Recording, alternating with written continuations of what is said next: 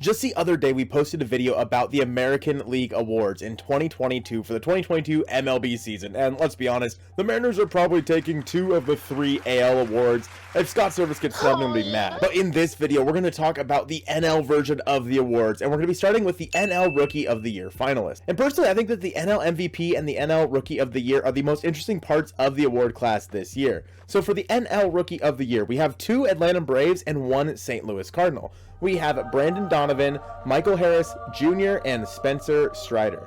Personally, I think this is more of a 2-horse race, but let's take a look at all 3 here. For Brandon Donovan, he played in 126 games. He hit .281, .394, .379 with an OPS plus of 126. Don't get me wrong, Brandon Donovan was really good. As you can see here, he's a second baseman, outfielder, and third baseman. He's from Germany, which is very cool, and he is going to be 26 years old in just a matter of a month or 2. Overall, Brandon Donovan was really good. He had a 4.1 WAR for the St. Louis Cardinals, and he was playing in an absolutely stacked lineup and helped them get to the postseason.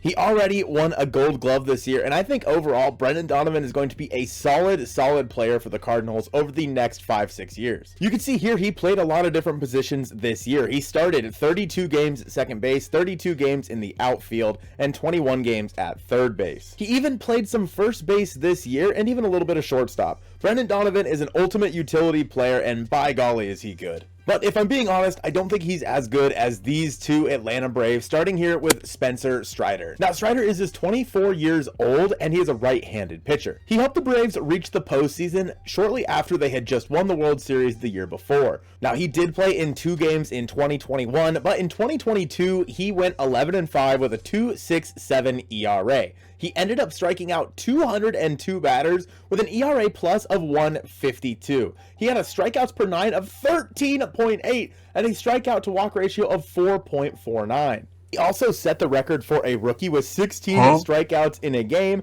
and he reached 200 strikeouts at exactly 130 innings, quicker than any other pitcher in AL or NL history, beating out Randy Johnson, who got there in 130 2/3 innings.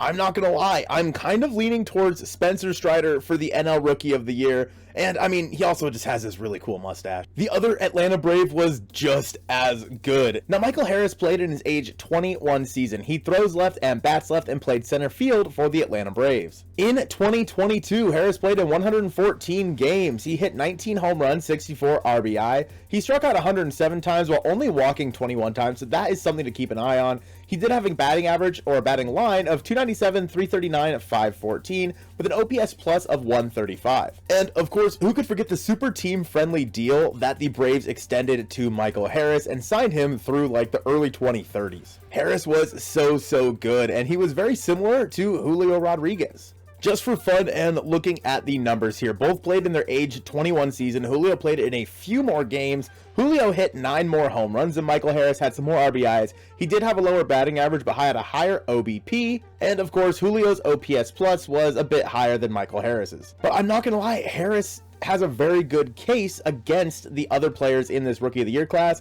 but I still think I'm giving it to Spencer Strider. I think the records Spencer Strider broke this year are just too hard to ignore, and of course he has that super cool mustache. The National League Manager of the Year is a pretty peculiar one. We got Dave Roberts for the Los Angeles Dodgers, Buck Showalter for the New York Mets, and Brian Snitker for the Atlanta Braves. Now, you might be thinking, where's Rob Thompson? Philadelphia Phillies were a National League representative in the World Series. Why isn't he here? We do have 3 very qualified managers that could take home this crown. We're going to start with Buck Showalter for the New York Mets. This is his first season with the Mets, and he drugged them out of the mud into the playoffs for the first time since 2016.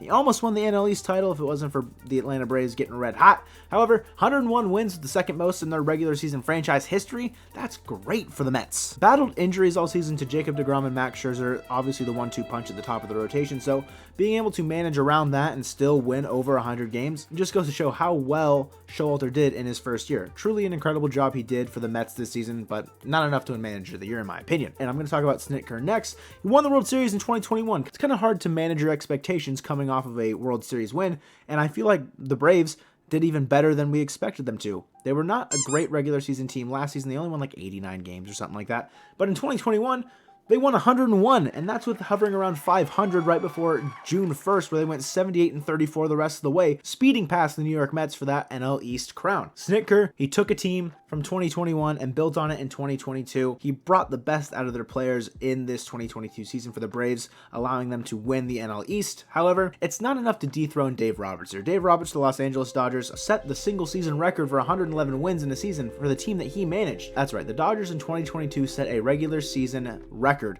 with 111 wins for their franchise. They reclaimed the NL West crown after the Giants took it from them last year in 2021. I can't see anyone else winning other than Dave Roberts. He's got my vote. The National League Cy Young candidates here are Sandy Alcantara for the Miami Marlins, Max Fried for the Atlanta Braves, and Julio Urias for the Los Angeles Dodgers. I'm going to start with Julio Urias since I just got done talking about the Dodgers with Dave Roberts.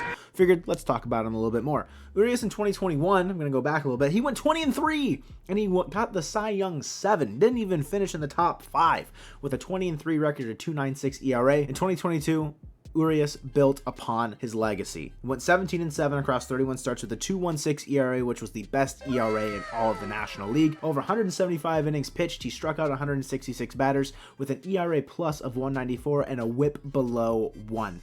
Julio Urias has that dog in him. He is a force on the mound, left-handed. He's got electric stuff, but not enough to win the Cy Young Award this year. Now, Max Fried for the Atlanta Braves continued to have stellar performance start after start. Over 30 starts, he went 14-7 with a 2.48 ERA. He pitched 185 in the third innings. He struck out 170 batters with an ERA plus of 164. At the front of this Atlanta Braves rotation, Max Fried is a stud. He's going to be great for a long time, entering his age 29 season, right in the middle of his prime. Max Fried, he's going to continue to be in the final 3 for these Cy Young Awards for many years to come.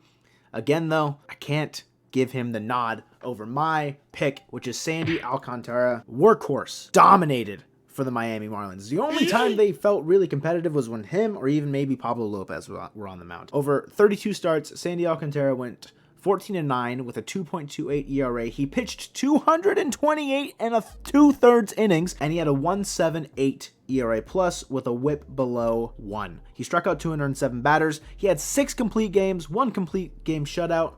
Sandy Alcantara, congratulations on your Cy Young Award this year. You absolutely earned it, you monster. Get this man some help.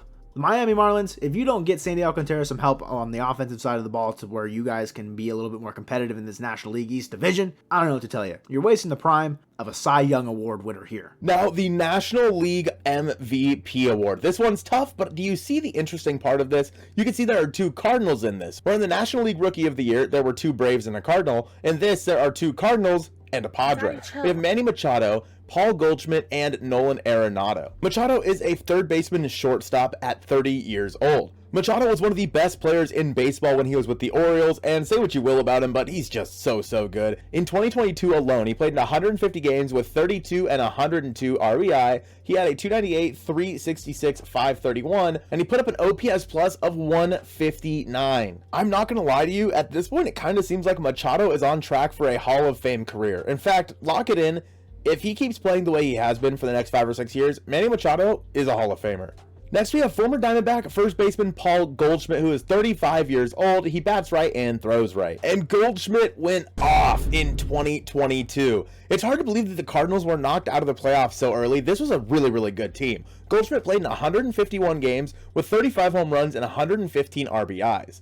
He had a 317, 404, 578 slash line with an OPS plus, which was the highest of his career at 180. Of course, he was an all-star this year, and my goodness, Paul Goldschmidt is just my dream first baseman. I wish he was a Seattle Mariner. And yeah, once again, I am locking in that if Paul Goldschmidt plays for a few more years, absolute Hall of Famer. He has a career 315 home runs, a 295, 391, 527 slash line with a 145 OPS plus. And finally, we're looking at 31-year-old Nolan Arenado, a third baseman for the St. Louis Cardinals. He bats right and throws right just like Goldschmidt.